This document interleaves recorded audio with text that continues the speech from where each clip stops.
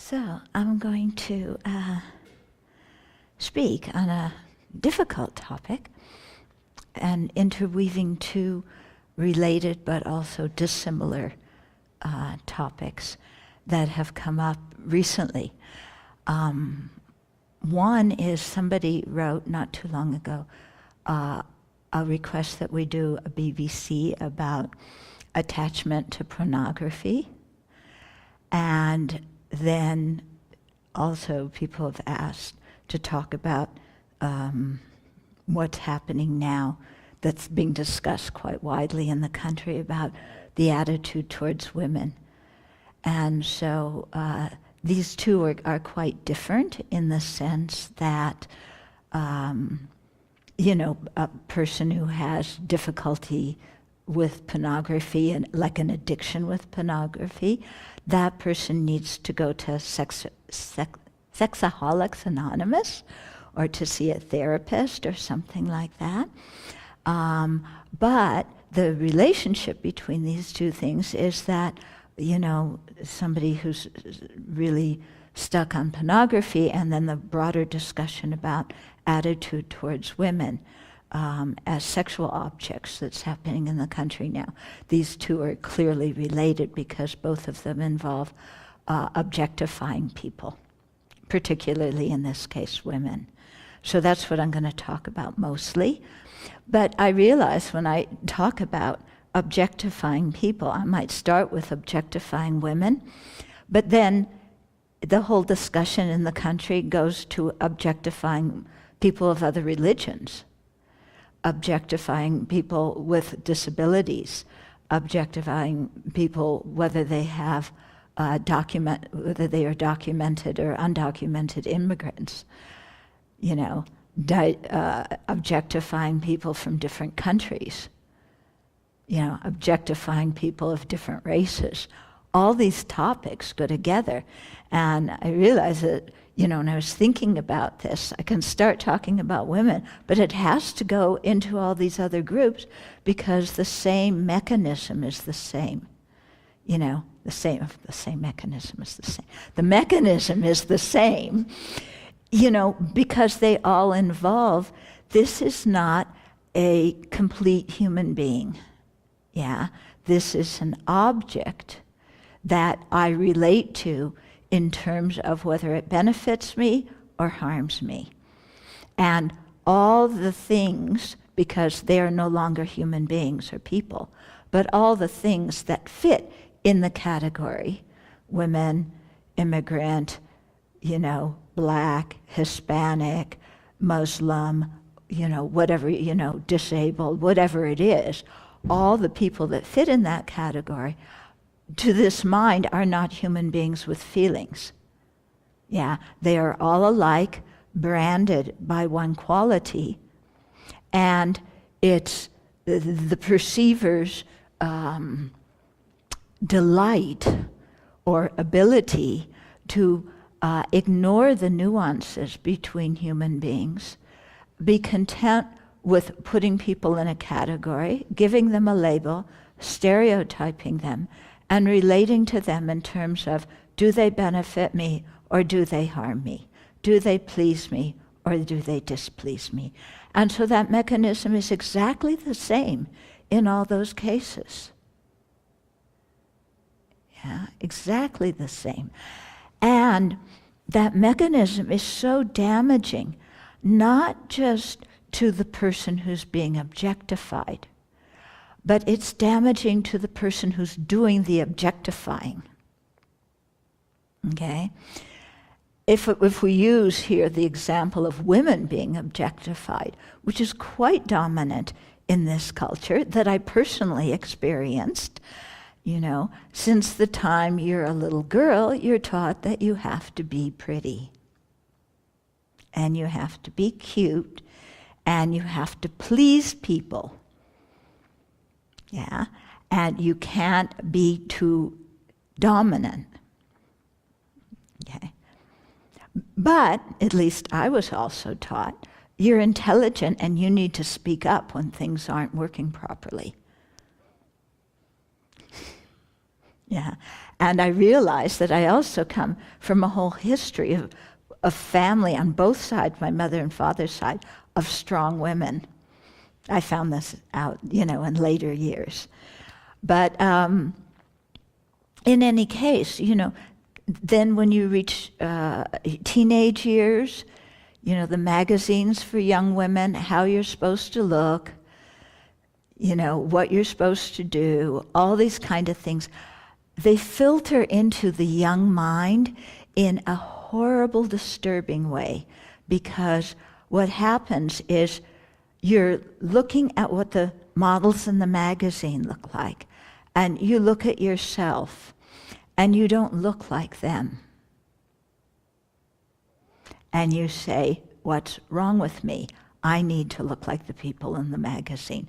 If people are going to like me, if I'm going to be attractive, and what are they teaching you in the magazine? Not only that you have to look like that, but that sure you can be smart and intelligent and do other things, but the bottom line for a woman is you have to be a sex object, and that is the ultimate thing that you are.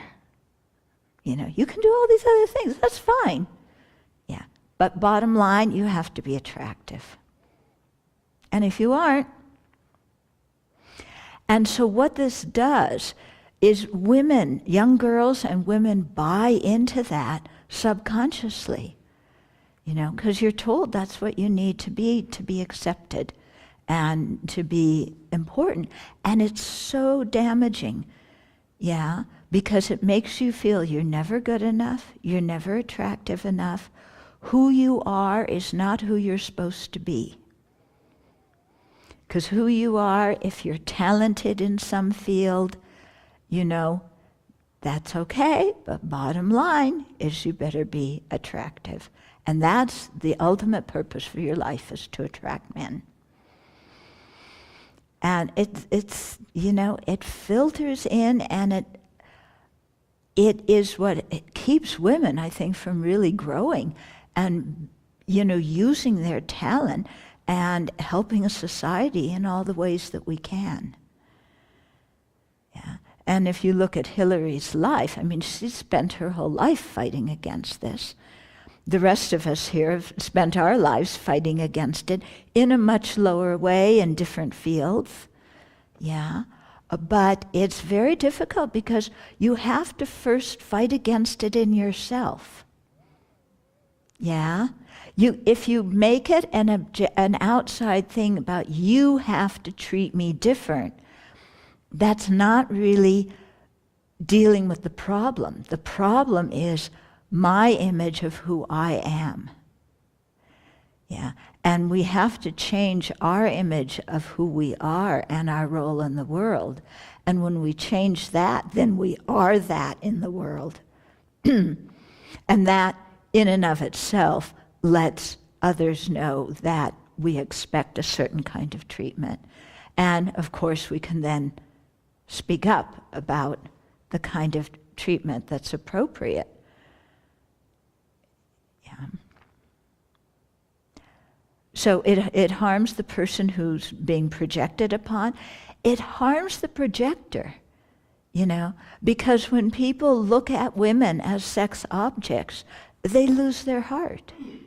How are you going to develop compassion in this world if you see half of the population as just there for you to judge as beautiful or not beautiful, as attractive or not attractive? Yeah, the other things are nice, but remember, that's the bottom line. And what happens to your own mind if that's how you look at women, or disabled people, or people of a certain religion, or a certain race, or a certain nationality, or even a certain political affiliation?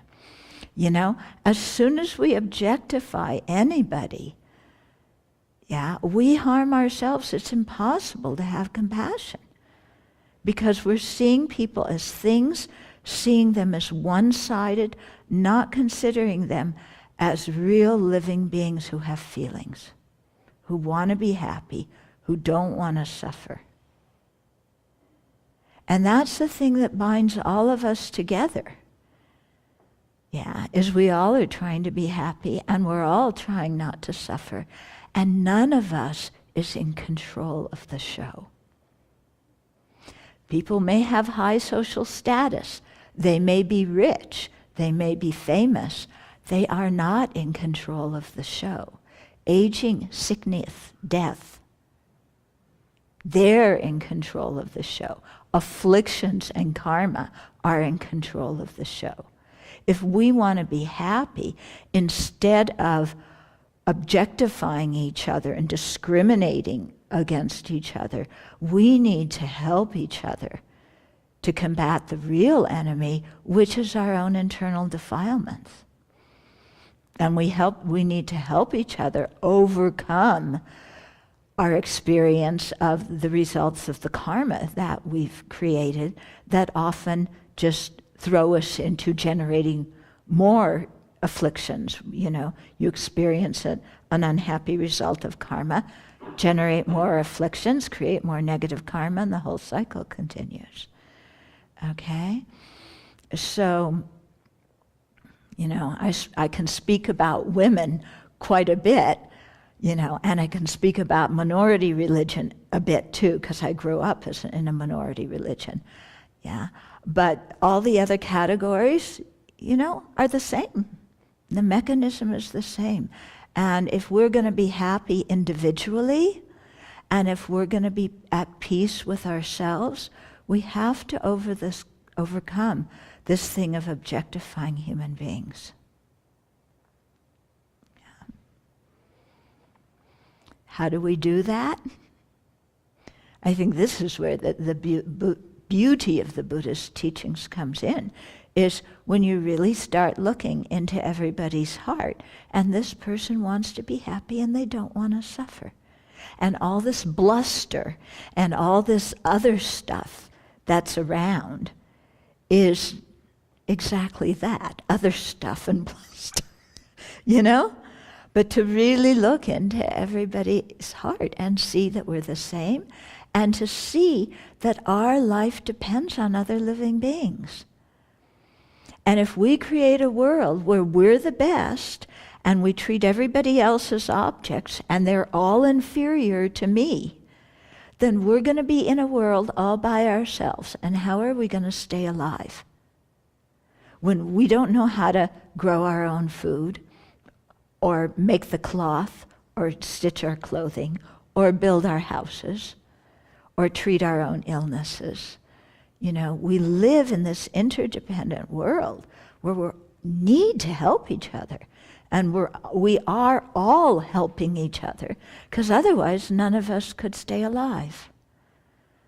Yeah?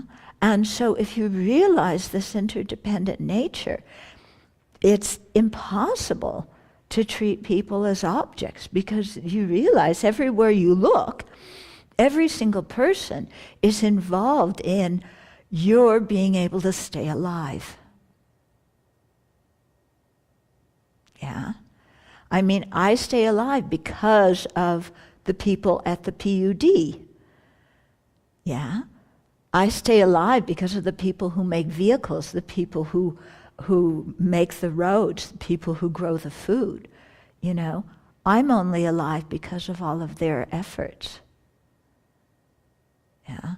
So being completely dependent on them, how can I make them into inanimate objects that I put in a category and then denigrate? Who am I harming when I do that? I'm harming myself.